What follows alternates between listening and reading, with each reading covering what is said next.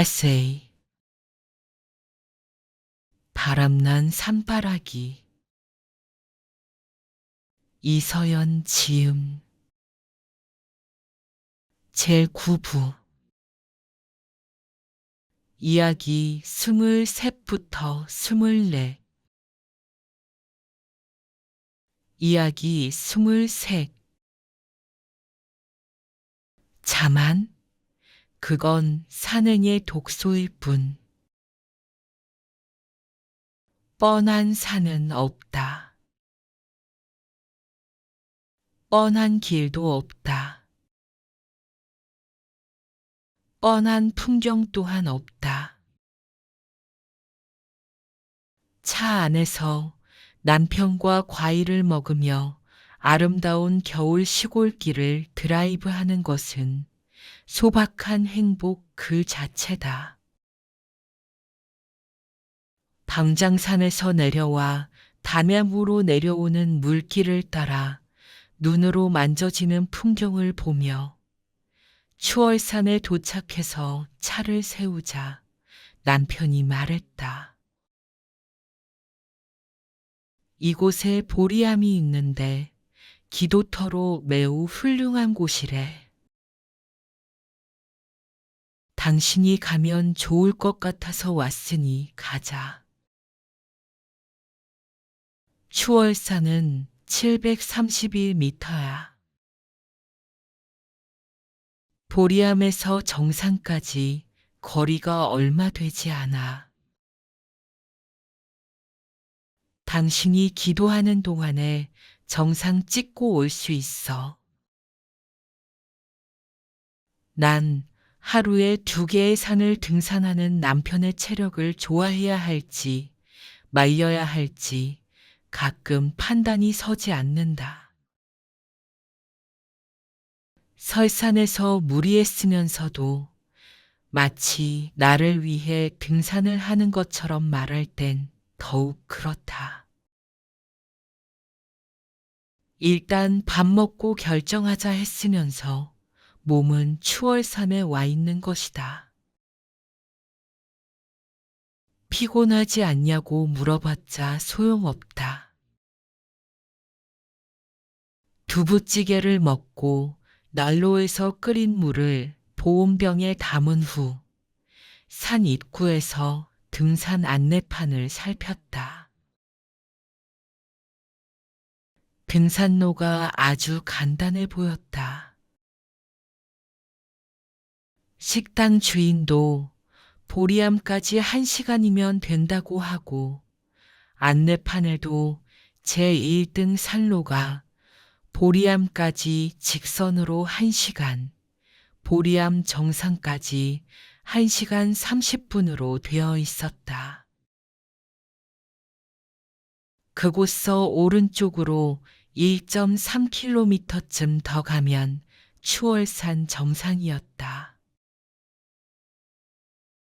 제2등산로는 제1등산로보다 가파르지 않은 길인데 2배의 시간이 걸리는 걸로 나왔다. 녹색선 등산로가 또 있었다. 오른쪽 방향의 석도로 올라가면 보리암과 보리암 정상을 거치지 않고 곧장 추월산 정상으로 가는 코스였다. 남편은 녹색선을 따라 곧장 정상으로 갔다가 보리암으로 내려오고 나는 제1등산로를 따라 보리암에 가서 남편을 기다리기로 했다. 보통 곧장 가는 길은 가파르다. 겨울산은 가파른 길이 위험해서 그냥 보리암까지 같이 가자고 했다. 하지만 하산이 늦어질까 걱정됐는지 빠른 길로 서두르겠다며 고집을 피웠다. 나에게는 무리하지 말고 천천히 보리암까지만 올라와 기다리라고 했다. 갈 인길에서 헤어졌다. 겨울산이라 나목 사이로 부지런히 올라가는 남편의 모습이 보였고, 그도 힐끗 나를 한번 돌아보더니 이내 속도를 냈다. 얼마 못 가 모습이 사라졌다. 어찌 된 건지 내가 가는 산길은 자꾸 왼쪽으로 돌아가는 느낌이었다. 1시간이면 보리암에 닿는다는 절은 보이지 않고 이정표도 없었다. 갈림길이 없으니 일단 길을 따라갔다. 얼마쯤 가니 오른쪽 너머로 절 기와가 멀리 보였다. 마치 관악산 연주대를 보는 것 같았다. 아, 이제 조금만 더 힘내면 되겠구나. 이상했다. 절이 오른쪽에 있으니 길이 오른쪽으로 나와야 하는데 자꾸 왼쪽으로만 이어졌다. 뭔가 이상한 생각이 들었다. 마침 내려오는 사람들이 있길래 물어보았다. 보리암 가는 길 맞죠? 조금 아까 보리암이 오른쪽에 보였는데 그 길로 가는 길이 없네요. 어디서 출발하셨나요? 등산로 안내판 보고 오셨죠? 네, 주차장에서 출발할 때 보고 왔어요. 그런데 올라갈수록 절이 보이지 않아요. 여긴 제2 등산로예요. 보리암은 오른편에 있지만 여기선 오른쪽으로 가는 길이 없어요. 이 길 따라가도 나와요. 곧장 가는 길로 갔으면 아주 힘들었을 거예요. 보리암 입구엔 얼음이 많아서 아이젠 사용하셔야 하는데 준비하셨나요? 네, 배낭에 있어요. 그럼 문제 없겠네요. 이 코스가 경치도 좋고 덜 힘든 길이에요. 현명하게 좋은 코스를 선택하셨어요. 잘 다녀오세요. 네, 고맙습니다. 좋은 산행 되세요. 제2 등산로. 이 길로 왜 들어선 것일까?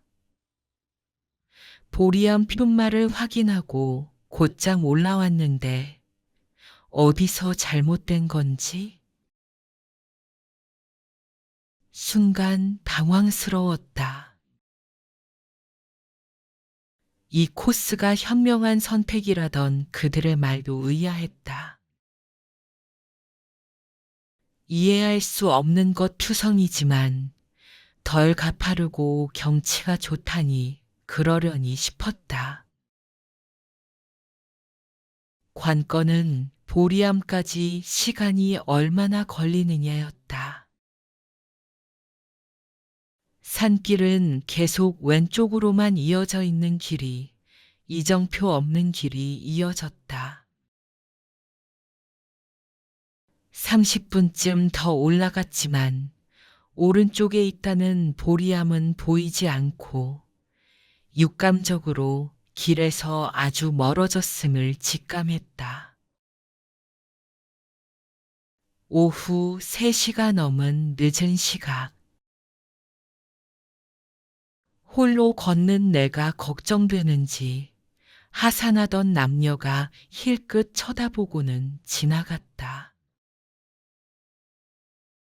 보리암까지 얼마나 걸리는지 물으려다 타이밍을 놓쳐버렸는데 다행히 뒤이어오는 사람이 있었다.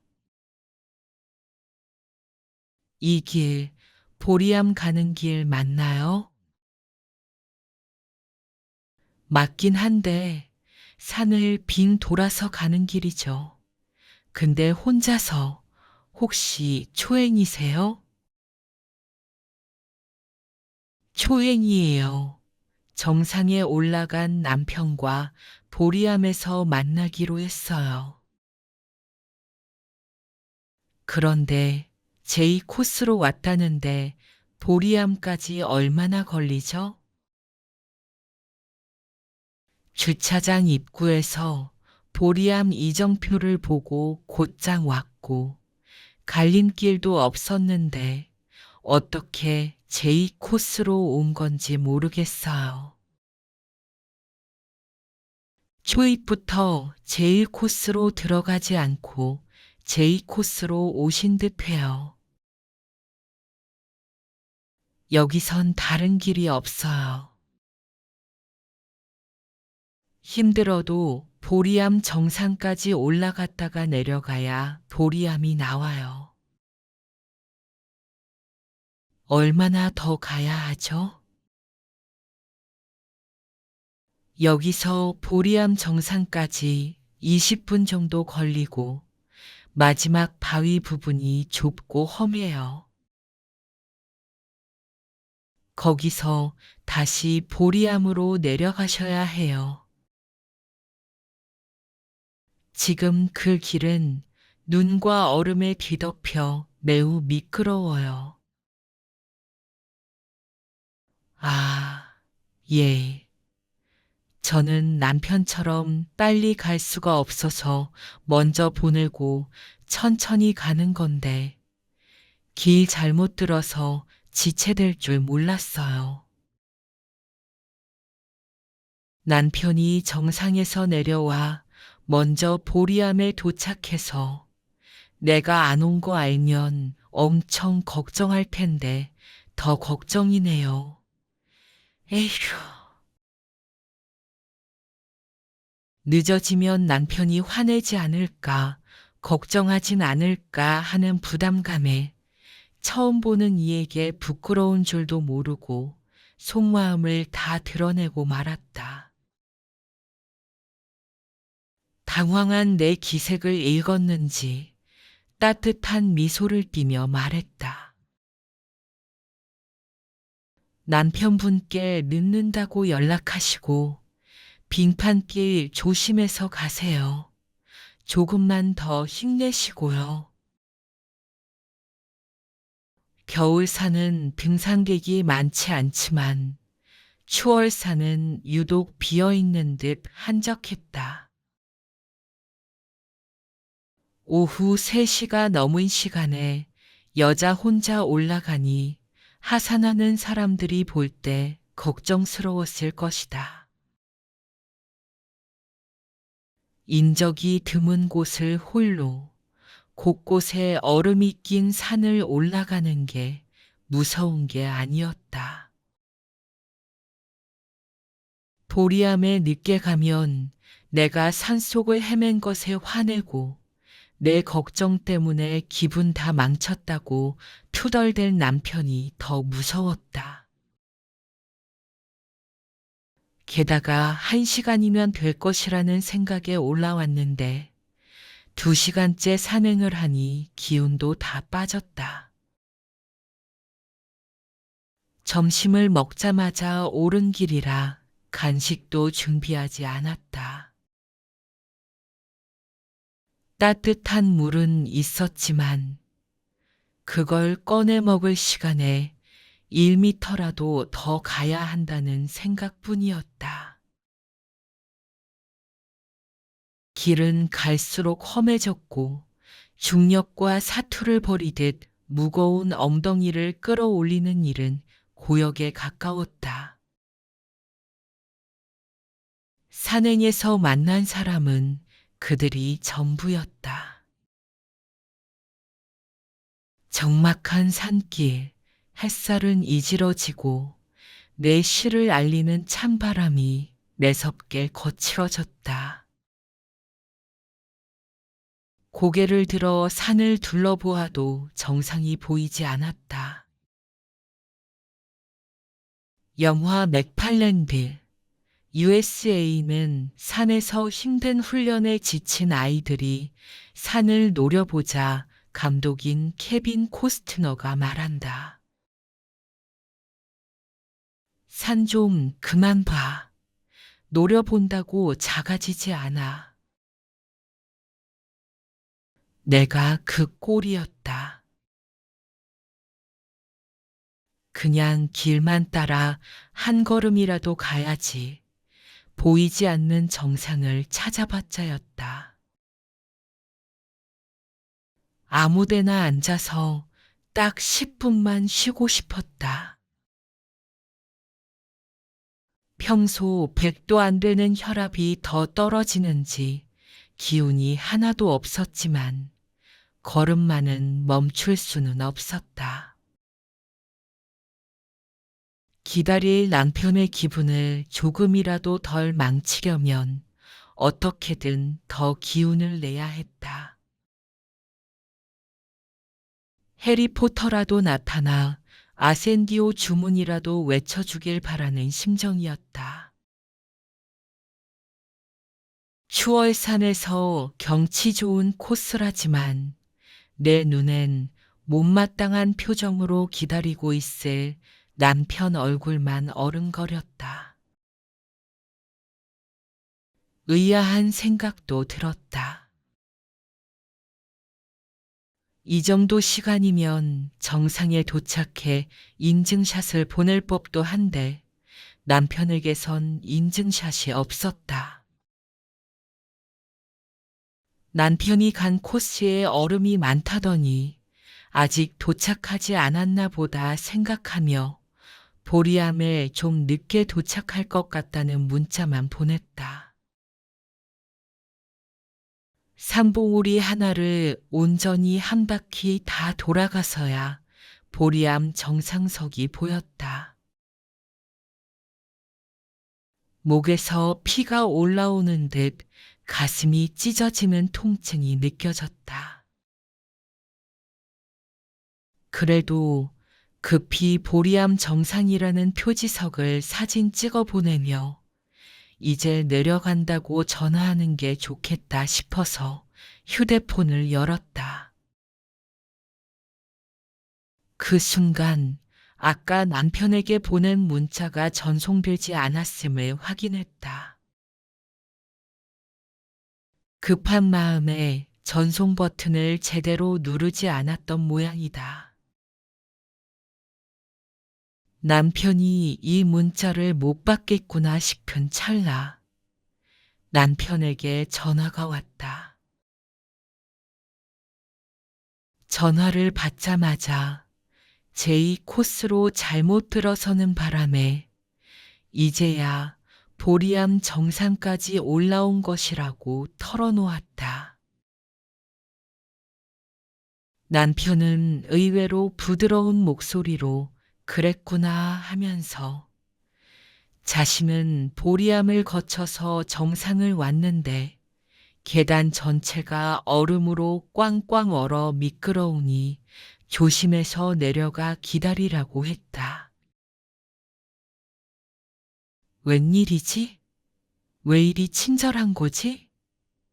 엉뚱한 코스로 헤매냐고 혼날까봐 걱정했는데 부드러운 목소리를 들으니 기분이 좋았다. 보리암은 그야말로 신선들만 살아야 하는 높은 절벽에 아주 작은 안자였다. 좋은 기도터라는 이유를 한눈에 느낄 수 있었다. 흐린 날씨였지만 용의 모습을 닮았다는 담양호가 쓸쓸하면서도 차분한 겨울 분위기를 잘 보여주고 있었다. 정갈하고 고요한 법당에서 간단히 기도를 한 후 시상을 구상하고 있었다. 그때 암자의 스님이 차 한 잔 마시겠냐고 물으셨다. 등산객이냐 불자냐 묻지 않으시고 그저 차를 권하시는 것이 참 좋았다. 개낭에 따뜻한 물이 있긴 했지만 스님의 초대가 반가워 닭이가 정리된 방으로 들어갔다. 찬물이 끓는 동안 남편도 도착했고 우린 따뜻한 방에서 맑은 스님과 차담을 나눌 수 있었다.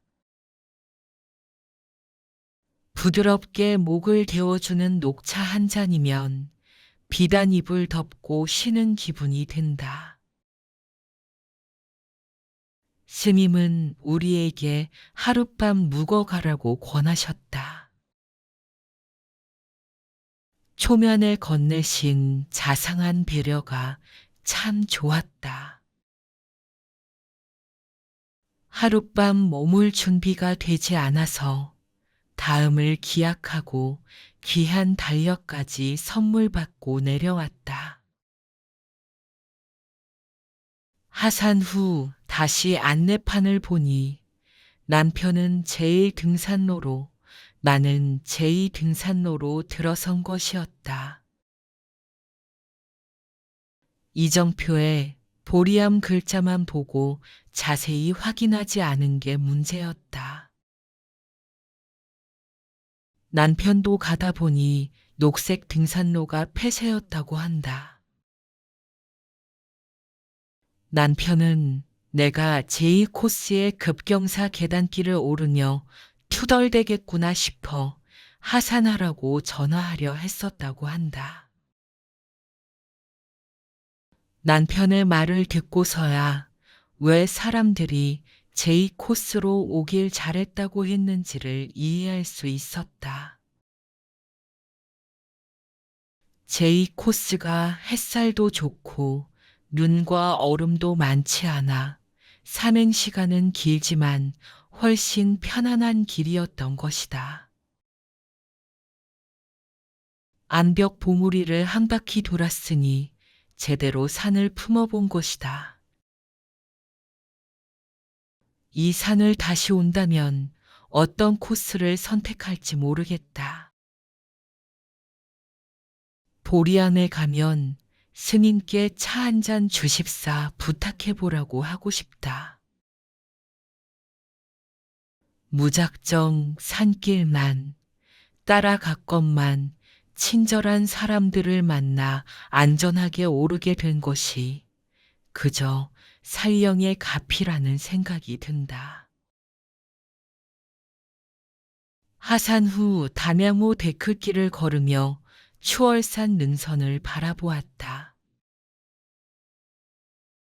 남편은 겨울에 산을 하루에 2개나 탄 것은 무리였다고 반성했고 이정표를 대충 본 것을 반성했다. 실수한 것이 어쩌면 더 좋은 길로 안내하시려는 산신령의 도술이 아니었을까 생각했다. 산에 대한 경외심과 겸손을 잃지 않는 것이 안전한 산행의 길임을 나누며 무리했지만 뿌듯한 하루를 안고 집으로 왔다. 이야기 24. 바라만 봐도 즐겁지 아니한가? 명작은 아무리 봐도 질리지 않는다. 명산 또한 그러하다. 여기는 어디에 속한 땅인가? 대학 때 처음 제주에 발을 디뎠을 때의 느낌이었다. 여기에 사람이 올라와도 괜찮은 것인가? 처음 한라산에 올라 백록담을 본 느낌이었다. 함부로 하면 안 되는 것이 사람을 비롯한 모든 생명이지만 그 모든 것을 할머니의 치마폭처럼 감싸고 있는 산도 함부로 해서는 안 된다는 생각과 백록담이라는 상징성이 풍기는 위험에 경외심을 갖게 된 날로 기억된다. 그 후 가을을 제외한 봄, 여름, 겨울의 제주를 여러 번 찾았지만 처음 제주에 반했던 그 느낌은 크게 변하지 않았다.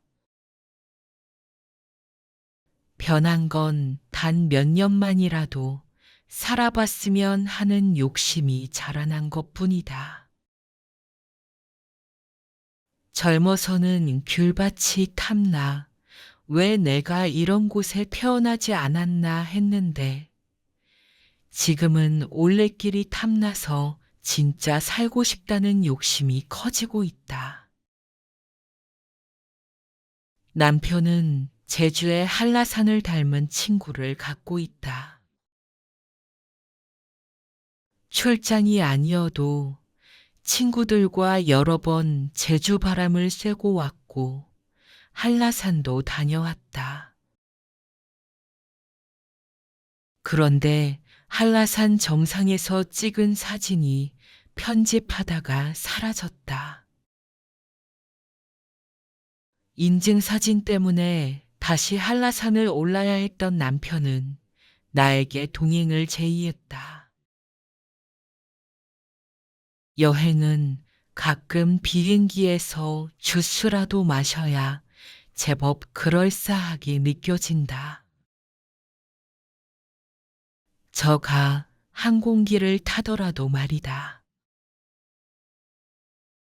아래에서 위에 있는 구름을 보며 산을 오르는 흔한 재미 속에 간간히 위에서 아래에 있는 구름을 지그시 바라보는 재미를 느끼는 것도 여행의 맛이니까. 아침도 먹지 않고 우릴 위해 공항에 마중 나온 제주 친구 네윌는 우리와 함께 콩나물국으로 아침 식사를 하고 남편을 성판하게 내려주었다. 남편은 모두 함께 한라산에 오르길 바랐지만 늘 쌓인 한라산을 급하게 올라가야 할 만큼 절실한 사람은 남편뿐이었다. 대신 우리는 한라산 곳곳의 사찰을 순례하기로 했다. 이 역시 현재 진행 중인 산사에서 길을 묻다를 완성하기 위한 순례라 남편의 100대 명산 순례만큼 중요한 의미를 갖고 있다. 제주에 살아도 곳곳의 사찰을 다 둘러볼 기회가 없었다는 그 부부 덕에 오래전에 갔었지만 다시 가고 싶었던 관음사와 법화사, 약천사 외에 삼방굴사, 존자암, 천왕사 등을 순례할 수 있었다. 제주는 한라산 줄기를 나누어 북제주, 남제주라 이름하고 있다. 돌다 보면 동서남북의 행정구역적 특징보다는 기후적 특성이 잘 나타나 남국적 정취가 가득하다. 그 풍취 자체만으로도 흥분들고 꼭 살아보고 싶은 갈망의 땅이다. 성산 일출봉, 안덕 삼방산, 해시계, 대정 송악산이 관광지로 꼽히고 있지만 산남의 중심지인 서귀포나 바다를 끼고 있지 않더라도 비자린 숲이나 삼다수 숲을 가보지 않고는 한라산이 품고 있는 무궁무진한 신비를 다 봤다 할 수 없을 것 같다. 그 숲 어디에 작은 움막어들 복이 주어진다면 그냥 죽기 전에 딱 1년만 살았으면 싶다.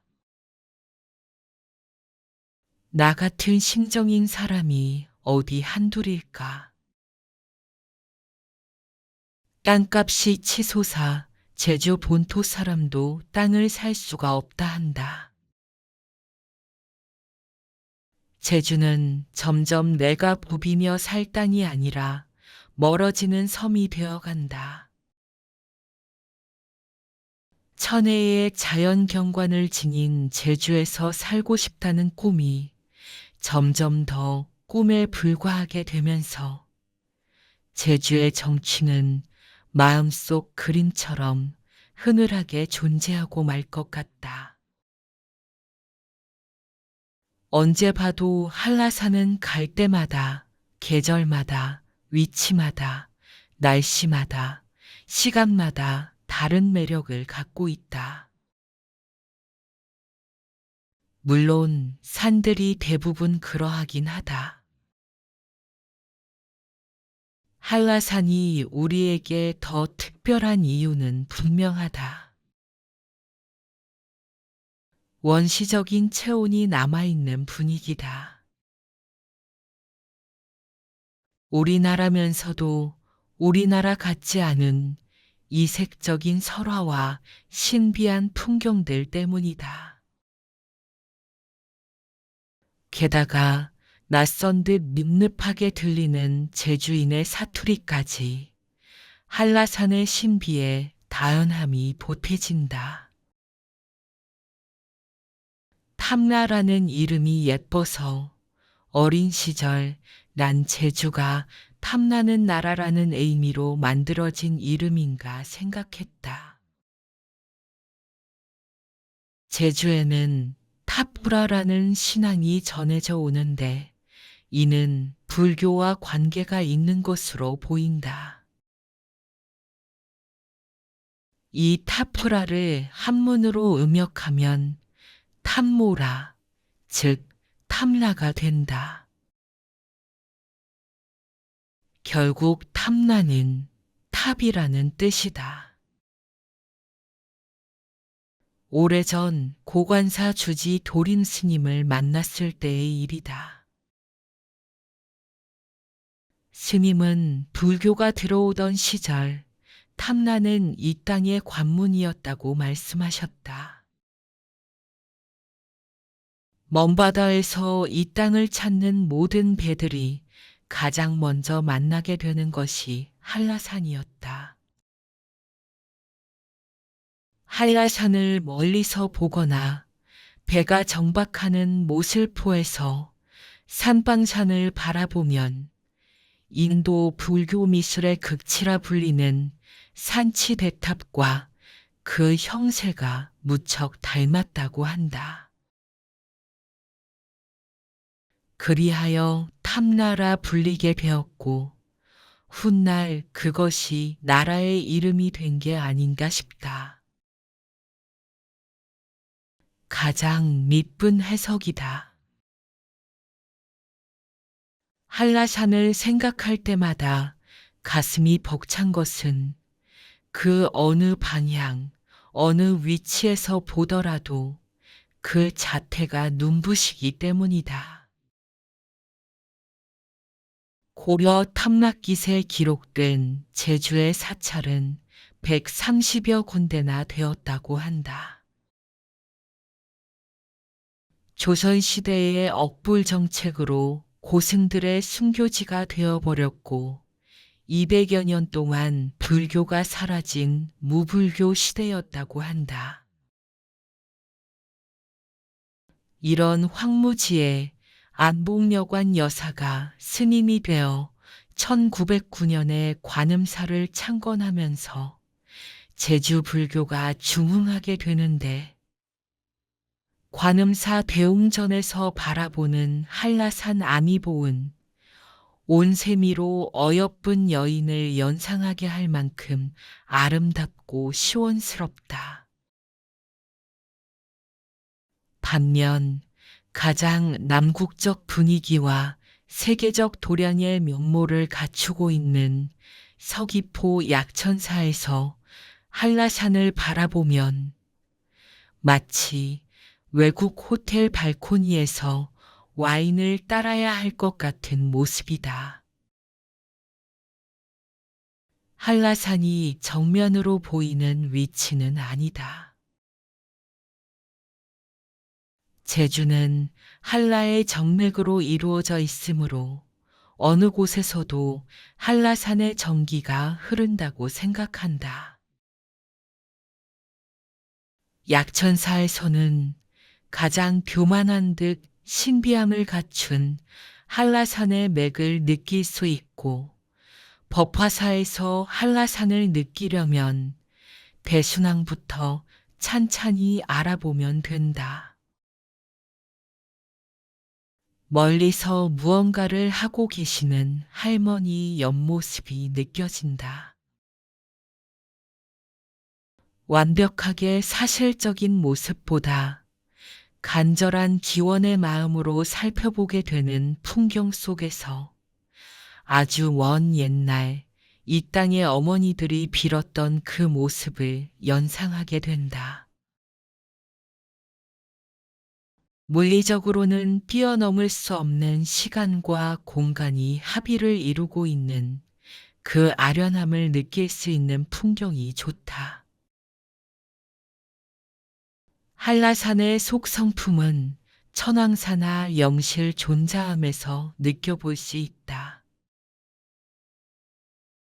제주도는 전체적으로 남국의 멋을 지니고 있다. 한라산 숲은 육지의 다른 숲에서 느낄 수 없는 남다른 향취가 있는데, 바다를 끼고 있는 올레길이나 곶자왈, 사려니 숲을 건너라면 산이라고 하는 자신의 위험에 매몰되어 있지 않은 한라산만의 넉넉하고 독특한 향취를 맛볼 수 있다. 천왕사와 영실 존자함에서 한라산의 속성품을 느낄 수 있다고 말하는 것은 오직 그곳에서만 맛볼 수 있는 도담한 멋이 있기 때문이다.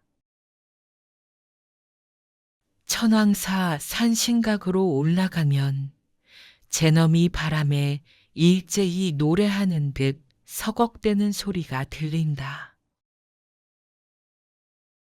카피처럼 깔린 산죽의 소리에서 신선한 기운을 얻게 된다. 습도가 높은 산사에서 산죽이 뿜어내는 신선함을 만끽하다 보면 숨을 쉴 때마다, 피부에 와닿는 바람을 느낄 때마다 한라산이 왜 사람에게 덕을 주는 산인가? 왜 한라산이 어리무던한 산인가를 느끼게 된다. 요즘은 한라산 1800m 고지에 너무 많은 산죽이 퍼져 자생하고 있어서 다른 식물들이 자라지 못하는 것을 염려하는 사람들도 있다. 산죽 조리 때는 차로 만들어 마시면 녹차 이상의 효과를 얻을 수 있는 식물이다. 한라산 한랑신이 내어준 전물이라는 생각으로 잘 활용되었으면 한다. 영실 존자함 가는 길은 한라산의 수수한 멋을 가장 호젓하게 느낄 수 있는 곳으로 보인다. 그저 수수해서 그 길을 걷기만 해도 세상 사람들로 인해 허우룩해진 자신을 저절로 치유하게 된다. 마음은 그렇지 않은데 가끔 옹송망송한 정신으로 인해 나도 세월을 비껴가지 못하는 나이구나 싶을 때면 그 수수한 길이 가만히 마음을 다독여준다.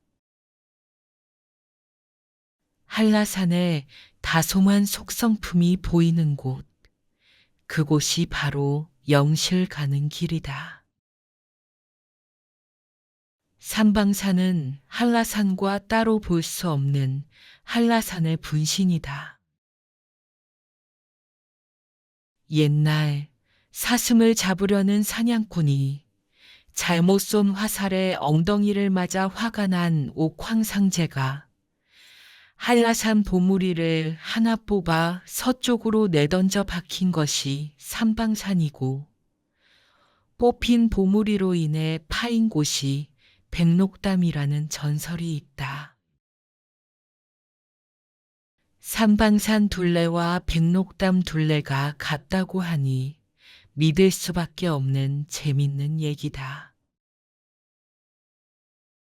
그런 까닭인가? 삼방산에서 한라산 쪽을 바라보면 아들이 엄마를 바라보는, 아니, 어머니가 서쪽으로 분가한 아들을 바라보는 것처럼 보인다.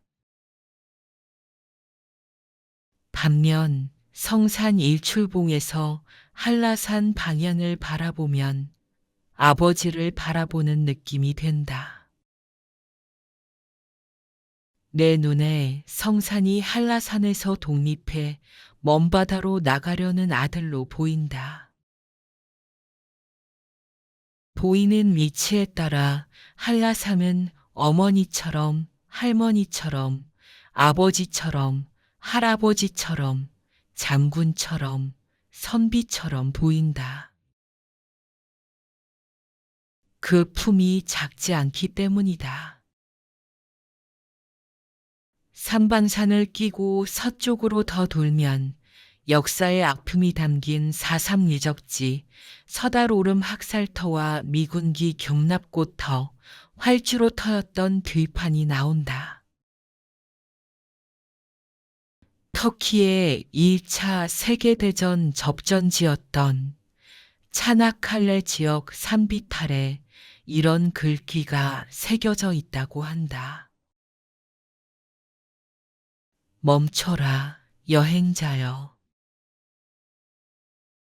그대가 아무것도 모른 채 발을 들여놓은 이곳은 한 시대가 가라앉은 곳이다. 이 말을 듣고 먹먹한 가슴이 오래도록 가라앉지 않았다. 이 들판을 보는 순간 그때의 그 느낌이 다시 올라왔다. 평온하고 평화로워 보이는 들판인데 끔찍한 피 흘림의 역사가 스며 있음에 저절로 가슴이 아리고 눈물이 핑 돌았다. 한이 어찌 잠들어 있을까? 얼마나 달래져 있을까? 한라산은 분명 이런 곳 내면 깊숙한 곳을 신압으로 건드려 말없이 치유하고 있을 것이다.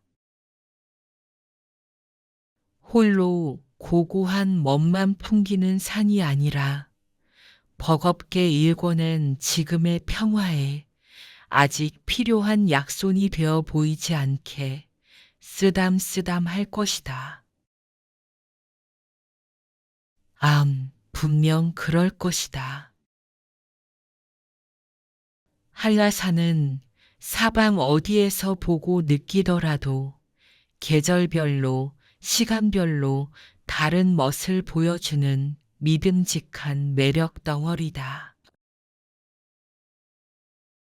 지질학적인 눈으로 볼 능력이 있건 없건, 종교를 가졌든 아니든, 설화를 믿든 믿지 않든 상관없다. 산을 좋아하든 아니든, 아이든 장년이든 그저 한라산 어느 한 모퉁이에서 수만 번만 크게 들이쉬면 된다. 한라산의 수많은 내력 중 하나 정도는 내 몸 한 구석에 넉넉히 채워올 수 있다. 서분서분한 제주 친구 내외와 제주도 사방을 다니며 한라산의 내력을 이모저모 찾는 동안 남편은 백록담 기운을 안고 하산했다. 성판악에서 한라산을 오를 때는 진달래밭 대피소에 12시 전에 도착해야 등반 허락을 받는다.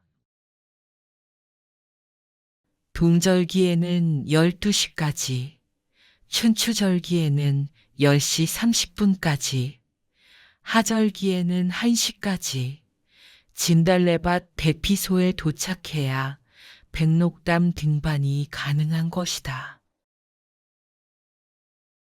12시까지 도착해야 하는 상황에서 아침 식사까지 마치고 출발하느라 무척 서둘렀을 남편은 진달래밭에서 백록담으로 갈 때보다 성판악 입구에서 진달래밭까지 가는 길을 날아서 갔다는 무용담을 늘어놓았다. 가파르지 않아도 꾸준히 올라가는 코스라서 평소 무릎 근육이 단련된 사람은 큰 무리 없이 3시간 정도 걸린다고 한다. 9시 40분에 출발한 남편에겐 진달래밭 대피소까지 가는 시간이 2시간 20분밖에 없었다. 11시 45분쯤에 대피소에 도착해 백록담까지 갈 수 있었다고 하니 날아갔다고 하는 말이 허세만은 아니다. 그렇게 가지 않고서는 정상까지 다녀올 수 없었음을 잘 알기 때문이다. 한라산은 기온 변화, 날씨 변화가 심하다. 산 아래는 바람이 잦아들고 이슬비에 축축한 날이어도 한라산 중턱은 환한 햇살이 자리 잡기도 한다. 때로는 옷깃이 찢어질 듯 거친 바람이 몰아치기도 한다. 산 아래는 숲을 이루고 있지만 올라갈수록 큰 나무들이 없다. 바다를 타고 들어오는 거친 바람 탓이다. 한라산 가장 낮은 곳은 겨울에도 여름인 듯 남국에 푸른 잎들이 있어도 올라갈수록 층층이 다른 계절을 보여준다. 저지대에는 북가시나무와 동백 같은 난대식물이, 고지대에는 참식나무와 굴거리나무 등 한대식물이 자리를 잡았다. 그 사이 온대림에는 졸참나무와 단풍, 삼번나무가 어우러져 산의 허리를 채운다. 한대와 열대의 생명이 공존하는 이곳은 겨울조차 그리 춥지 않은 듯 보이나 실상은 다르다.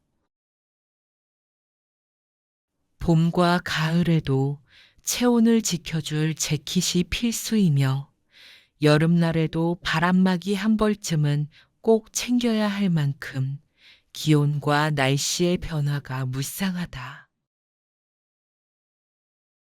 봄날 백록담에 올라본 적이 있다. 바람막이 재킷이 금방이라도 찢길 듯 거친 바람을 마주했지만 우리나라에서 가장 높은 산에 올랐다는 환희와 풍성한 햇살 아래 맑은 물빛을 드러낸 백록담을 보는 순간, 아, 이대로 날고 싶다는 심정뿐이었다. 남편은 겨울에만 백록담을 2번 올랐다. 이번엔 백록담의 물이 마른 것을 보고 온 모양이다. 백록담에 다녀왔다는 환희보다는 영산의 물이 마르고 있으네 더 마음이 쓰였나 보다. 백록담에서 백록이라도 만난 듯 초롱해진 눈빛이었건만 입으론 어느 산이나 물이 마르고 있는 것 같아 걱정이라는 말만 했다. 백록담이 건네준 기운에 육지에서도 당분간은 활기찬 생활을 할 거란 믿음이 샘솟는다. 백록담은 마주하는 순간보다 산을 내려온 뒤 오랫동안 그 장엄한 풍경을 잊지 못하게 하는 힘이 있다. 하늘 끝을 한달음에 닿고 내려온 남편을 위해 제주 친구 내외는 우리를 꿩 요리집으로 안내했다. 제주에서의 하룻밤은 잠들지 않고 밤을 꼬박 지새워도 좋을 만큼 내내 마음이 들뜬다. 세미나에 참석했던 또 다른 친구까지 만나 우리는 마치 약속이나 한 듯 한 공간에서 같은 시대, 같은 세월을 지나온 이야기를 나누며 우리는 그 밤의 시간을 참으로 만나게 썼다. 다음 날 제주 방언의 쫀득한 맛을 보면서 또 다른 휴식을 겸한 여행을 약속하고 헤어졌다. 비행장 관제소의 전산 시스템 오류로 1시간 이상 비행기가 뜨지 못하자 공항은 모여드는 승객들로 복잡했다. 껌고기와 방어회로 기운을 보충한 덕분인지 아니면 한라산의 전기를 듬뿍 받고 온 덕분인지 그 소란스러운 인파마저 한 폭의 풍경처럼 바라보며 느긋할 수 있었다. 여여한 마음으로 공항 너머 먼 한라산 자락을 마지막으로 바라보았다. 산은 여전히 풀어야 할 것이 많고 느껴야 할 것이 많으니 언제라도 다시 오라는 듯 묵묵히 그 자리에 서 있었다. 바람 속에 묻어둔 백록의 인연법을 어찌 몇 번의 산행으로 풀 수 있겠는가.